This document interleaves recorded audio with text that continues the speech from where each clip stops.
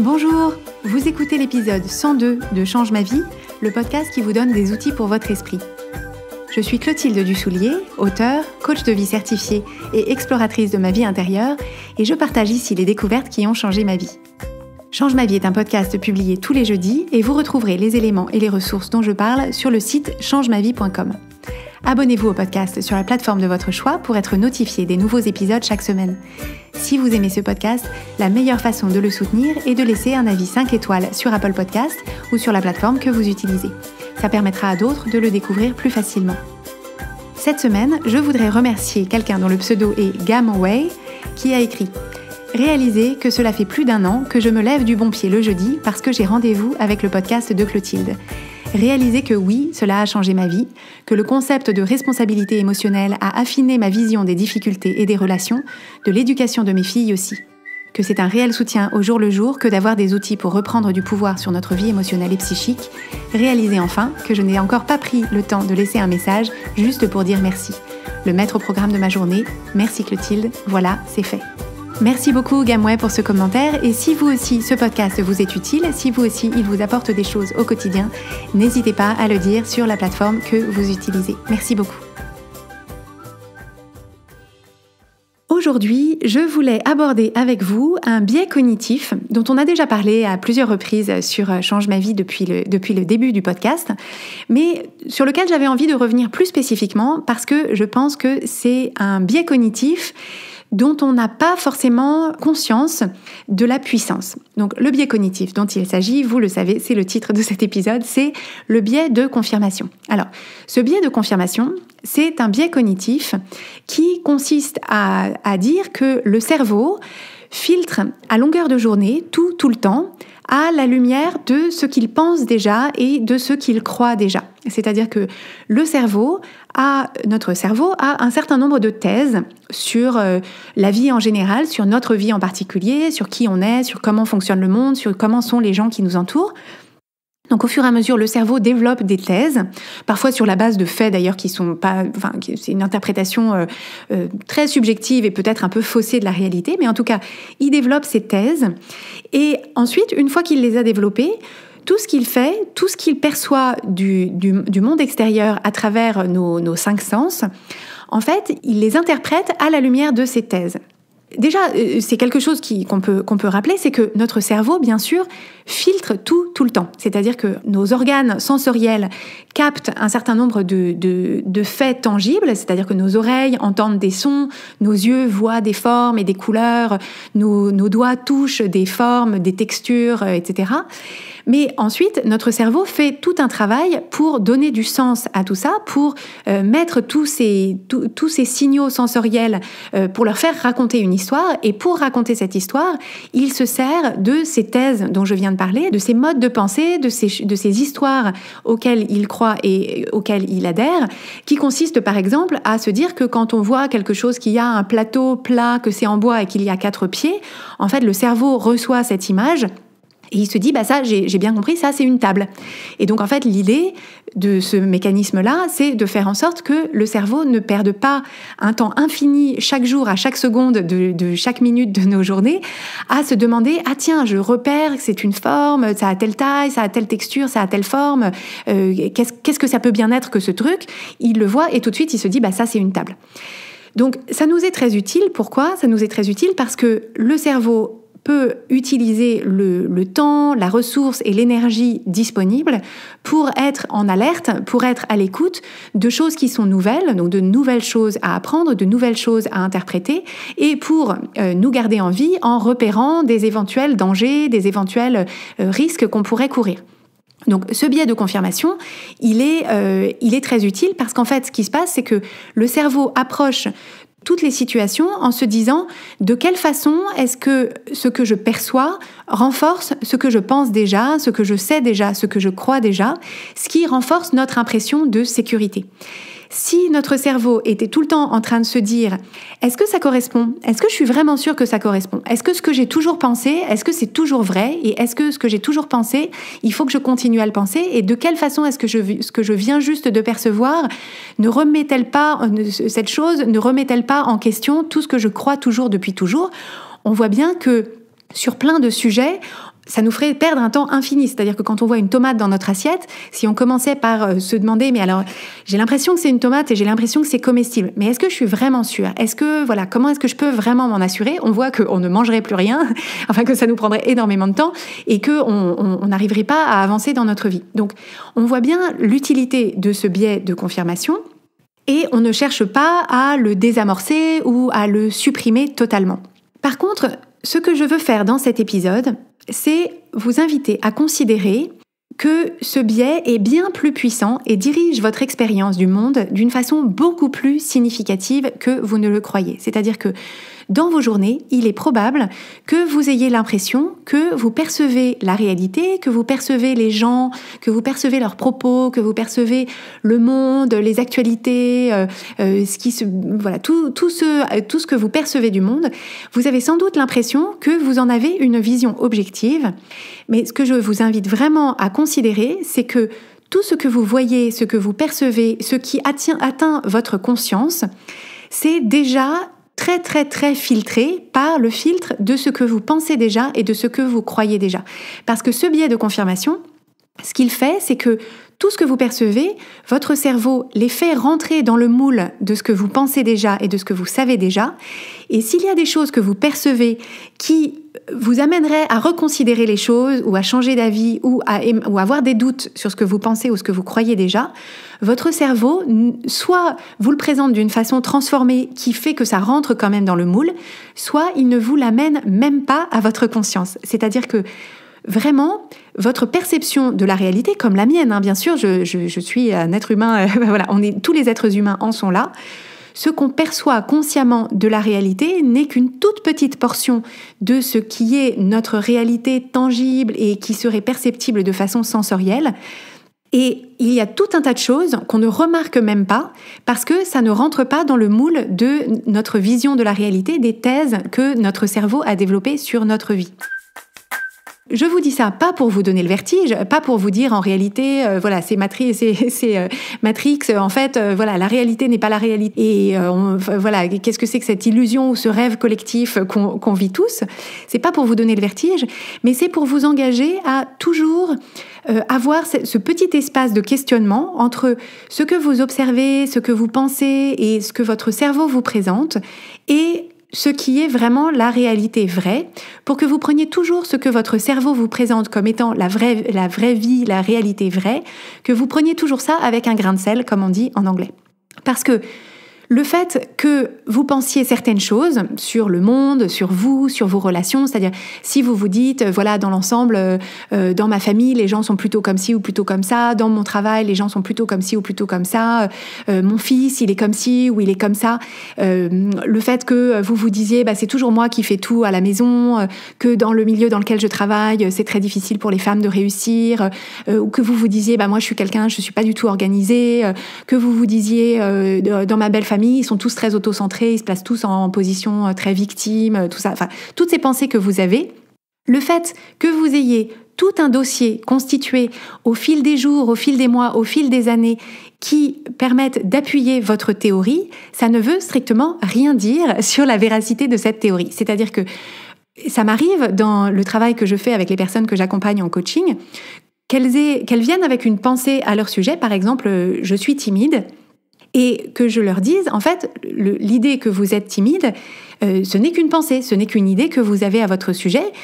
C'est à la fois vrai et pas vrai, c'est-à-dire qu'on peut trouver plein de façons de justifier cette idée que vous êtes timide, et puis plein de façons de justifier le fait que vous n'êtes pas que timide, ou vous n'êtes pas toujours timide, ou vous n'êtes pas exclu, ou peut-être vous n'êtes même pas timide du tout. Et la personne me dit, mais bien sûr que si, je suis timide parce que voilà ce qui s'est passé, voilà ce qu'on m'a dit, on m'a toujours dit que, donc j'ai raison de penser ça, c'est vraiment vrai parce que regarde tout le dossier, toutes les preuves, tout ce que j'ai pour appuyer ma thèse. Mais ce qu'il faut bien comprendre, c'est que ce dossier, c'est votre cerveau qui l'a constitué en utilisant son biais de confirmation. Donc, bien sûr, ce que vous pensez, votre cerveau est tous les jours à la recherche de nouvelles preuves, de nouveaux indices, de nouvelles façons de renforcer ce que vous pensez. Donc, c'est pas du tout étonnant que vous ayez tout un dossier à me montrer à ce sujet. De la même façon, si vous aviez l'idée que vous parlez trop, que vous êtes trop bavard ou bavarde, je vous dirais de la même façon, ce n'est qu'une pensée, ce n'est qu'une chose que vous choisissez de penser sur vous. C'est à la fois vrai ou pas, et pas vrai, c'est très subjectif. Il y a des gens qui trouvent que vous parlez trop, il y a sans doute des gens qui trouvent que vous parlez pas assez. Ça dépend des circonstances, ça dépend des opinions et des points de vue. Il y a peut-être des gens qui vous voient dans certains types de situations et qui trouvent que vous n'êtes pas du tout bavard. Mais vous allez me dire, non mais voilà, on m'a toujours dit sur tous mes bulletins scolaires on m'a toujours dit que, etc. Et c'est le dossier que vous avez constitué. Et simplement, c'est cette idée de vous dire, ce dossier n'est que le résultat de mon biais de confirmation depuis toutes ces années et que je crois ça. Pourquoi est-ce que c'est intéressant de s'en soucier de cette idée de biais de confirmation ? C'est pour que vous ayez conscience de ce mécanisme et que vous puissiez le remettre en cause quand ça peut vous être utile. Parce que dans le cas où vous pensez de vous que, par exemple, que vous êtes trop timide ou que vous n'avez rien à dire, que vous n'êtes pas très bon en conversation ou que dans votre belle famille, ils sont tous comme ci ou tous comme ça ou que dans votre milieu professionnel, c'est comme ci ou c'est comme ça que ça marche ou c'est très dur ou etc. Toutes ces pensées-là, on l'a vu dans l'épisode sur les croyances limitantes, toutes ces pensées-là vous bloquent dans votre évolution personnelle, dans votre évolution professionnelle, dans ce que vous vous autorisez à faire et dans le regard que vous portez sur vous-même. Donc, le but du jeu dans un cheminement intérieur que vous pouvez entreprendre si vous le souhaitez, c'est de questionner ces pensées, de questionner ces croyances, mais c'est intéressant de savoir que quand vous questionnez ces pensées et quand vous questionnez ces croyances, le biais de confirmation va être un sacré obstacle sur votre parcours, parce que le biais de confirmation, c'est lui qui vous a constitué tout ce dossier, qui va plutôt vous empêcher de penser autre chose, parce qu'à chaque fois que vous vous dites « je n'ai plus envie de penser que je suis timide », vous allez avoir dans un coin de votre tête, à cause de ce biais de confirmation qui a constitué un dossier, tout un dossier qui vous dit tu peux penser ce que tu veux, mais enfin, t'es quand même timide. Donc, tu peux essayer de changer tes pensées, mais enfin, ça ne change rien au fait que tu es objectivement timide, puisque voilà toutes ces pensées, tout ce dossier qu'on a constitué. Donc, c'est le biais de confirmation et toutes ces preuves que vous avez accumulées qui vont constituer votre résistance à changer votre façon de vous voir, votre façon de voir les choses, votre façon de voir les autres, de voir votre milieu, de voir votre belle famille, etc. Et qui va vous empêcher de travailler à penser autre chose et de travailler à croire autre chose. Donc, ce biais de confirmation, c'est lui qui vous dit, à chaque fois que vous êtes dans une situation, qui vous dit, t'as vu, je te l'avais bien dit. T'as vu, on s'intéresse pas à toi. T'as vu, c'est toi qui fais tout à la maison. T'as vu, ton fils est vraiment têtu, agité, bruyant, insupportable. T'as vu, t'es nul pour gérer ton argent. T'as vu, tu sais pas t'organiser. T'as vu, dans ta belle famille, ils sont tous comme ça. T'as vu, dans ton milieu, c'est quand même hyper difficile quand on est une femme. Donc, ce biais de confirmation, c'est très intéressant de savoir le remarquer, d'en avoir conscience, pour pouvoir vous poser la question, dans toute situation, quelle est la thèse que j'amène à cette situation ? À travers le filtre de quel biais de confirmation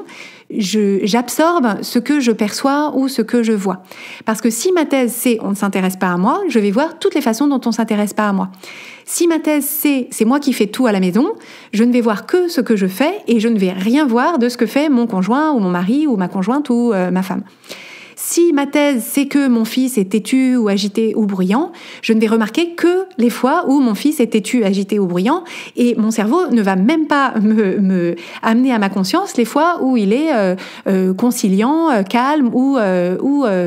docile. Je ne sais pas si on veut que les enfants soient dociles, mais enfin, voilà ce qui me vient. Si votre thèse, c'est que vous ne savez pas vous organiser, vous allez voir toutes les fois où vous ne vous organisez pas et ça vous passera complètement au-dessus de la tête toutes les choses que vous avez bien organisées ou ça s'est bien passé. Donc, ce n'est pas que votre cerveau vous ment, c'est que votre cerveau vous présente une vision biaisée et partisane de la situation. Et donc, ce biais de confirmation en soi n'est pas mauvais et parfois ça peut même aller dans le sens des pensées ou des croyances qui vous sont utiles. Donc, par exemple, moi j'ai la pensée et la croyance que ma sœur et moi, on est très proches. Et donc, cette pensée-là, je la pense depuis quasiment 40 ans, enfin pas tout à fait, parce que quand je suis née, je pensais probablement pas ça, mais cette croyance-là, je l'ai depuis hyper longtemps. C'est à travers cette croyance-là que je vois toutes mes relations avec ma sœur, et donc mon biais de confirmation amène à ma conscience toutes les façons dont ma sœur et moi on est proches, dont ma sœur et moi on se parle, qu'on s'adore, qu'on est pareil, qu'on se comprend, etc. Et donc le biais de confirmation dans ce sens-là m'est très utile parce qu'il me sert à renforcer tous les jours une croyance qui me fait du bien et qui est aussi très productive et très utile dans la qualité de ma relation avec ma sœur. C'est pareil si vous vous dites que vous avez des amis formidables, qu'il y a beaucoup d'amour dans votre vie, que vous avez beaucoup d'humour, etc. Toutes ces thèses-là vont être renforcées par la grâce du biais de confirmation, c'est-à-dire que tous les jours, vous allez voir à quel point vous êtes drôle, vous allez voir à quel point vous vous amusez de vos propres blagues, et donc vous allez renforcer votre croyance que vous avez beaucoup d'humour. Mais c'est très utile aussi d'avoir connaissance de ce biais de confirmation dans nos rapports avec les autres, parce que parfois, il peut arriver que quelqu'un nous dise quelque chose sur nous, sur ce qu'il perçoit de nous, et qu'on trouve que c'est complètement injuste. Si on se met dans le contexte du partage des tâches que j'évoquais tout à l'heure, vous pourriez avoir face à vous quelqu'un qui vous dit « En fait, c'est moi qui fais tout à la maison ». Et vous vous dites « Mais c'est absolument pas vrai. C'est-à-dire que moi, je fais énormément de choses, mais l'autre personne ne le voit pas. Et donc, cette autre personne, ça veut dire qu'elle est injuste et qu'elle est de mauvaise foi et qu'elle ne voit pas, qu'elle nie les choses que je fais. » Et je vous invite à considérer que cette personne, en réalité, si ça se trouve, elle est tout à fait sincère et qu'elle vous dit vraiment de façon tout à fait sincère et honnête ce qui vient à sa conscience. C'est-à-dire que si cette personne part avec l'idée que c'est elle qui fait tout à la maison, son cerveau ne lui donne même pas accès à toutes les choses qu'elle pourrait observer que vous avez fait quand vous avez lavé la baignoire, fait les courses, vidé le lave-vaisselle. C'est-à-dire que son cerveau ne lui a même pas signalé ces choses-là. Et donc, c'est simplement quelque chose à prendre en compte pour ne pas placer les discussions sur un terrain où chacun compare ce que lui a amené son cerveau par le biais de son propre biais de confirmation et où on se dit vraiment on s'entend pas, on se comprend pas, on n'a pas du tout la même vision de la situation. C'est un fait que vous n'avez pas la même vision de la situation parce que vous abordez la même situation factuelle, certes, mais avec des biais de confirmation, des croyances et des pensées qui sont différentes. Et donc, vos cerveaux respectifs, avec toute la bonne foi dont on peut, tout le bénéfice du doute qu'on peut leur donner, abordent les choses simplement avec un point de vue qui est tout à fait différent. Et donc, c'est vraiment important de garder ça en tête dans toutes les relations qu'on peut avoir, aussi bien dans le couple que en amitié, que dans son travail, etc. Et bien sûr, ce biais de confirmation, là où il est peut-être le plus insidieux et le plus dangereux, c'est qu'il est aussi au service de toutes les croyances de l'ordre du préjugé, c'est-à-dire les croyances qui sont racistes, xénophobes, sexistes, tous ces préjugés qu'on a au sujet d'un groupe de personnes. En fait, le problème, c'est que le biais de confirmation conduit les personnes qui ont ce type de schéma de pensée à les renforcer systématiquement. C'est-à-dire que si vous avez une idée préconçue sur ce que fait plutôt une femme ou plutôt un homme dans tel ou tel type de situation, ou sur ce que fait telle personne qui a telle orientation sexuelle ou telle identité sexuelle ou telle origine dans le monde, ou origine ethnique ou couleur de peau, en fait, ce qui va se passer, c'est que sans que ce soit nécessairement une faute morale, le biais de confirmation de votre cerveau va en fait collecter, c'est-à-dire dès que vous voyez quelqu'un qui a cette identité sexuelle ou qui a ce genre ou qui a cette origine sociale ou qui a cette origine ethnique ou cette couleur de peau, en fait sans même que vous en ayez conscience, si vous ne faites pas d'effort là-dessus, sans même que vous en ayez conscience, le biais de confirmation de votre cerveau va venir renforcer et constituer le dossier de tout ce que font les gens qui sont comme ci ou comme ça. Et donc, c'est aussi quelque chose qu'on peut utiliser pour trouver aussi de la compassion et de la compréhension pour les personnes qu'on peut voir autour de nous qui ont ces préjugés et qui entretiennent, malgré eux, sans qu'ils en aient conscience, qui entretiennent ce type de pensée et qui se sentent tout à fait justifiés dans leur façon de voir les choses. Ça permet de se dire, effectivement, s'ils n'ont pas conscience de ce biais de confirmation et de la façon dont leur cerveau fonctionne, en toute bonne foi, ils pensent vraiment que les gens qui ont telle couleur de peau sont comme ça. Et que dès lors qu'on porte un jugement moral et qu'on fait de ces personnes-là des méchants, des sous-humains, des personnes qui sont moralement répréhensibles, c'est à ce moment-là qu'on crée de la division, de l'opposition et qu'on fait plus partie du problème que de la solution. Donc c'est vraiment quelque chose que je vous invite, ce biais de confirmation, je vous invite à le garder en tête, à la fois dans votre observation de votre fonctionnement intérieur et de vous poser la question de quelle façon est-ce que mon propre biais de confirmation biaise ma perception des situations, mais aussi de l'utiliser pour mieux comprendre la façon dont d'autres personnes autour de vous perçoivent des situations qui, sans doute, que vous percevez sans doute, vous, d'une façon différente. L'idée, c'est de vraiment prendre conscience que si vous continuez à penser que tout ce que vous pensez, c'est-à-dire que tout ce que vous présente votre cerveau est vrai de façon tangible et objective, vous vous condamnez à toujours penser exactement la même chose parce que vous ne vous autorisez pas, vous ne créez pas pour vous-même cet espace de questionnement qui consiste à entendre les pensées que vous propose votre cerveau et à les mettre en perspective et à vous dire: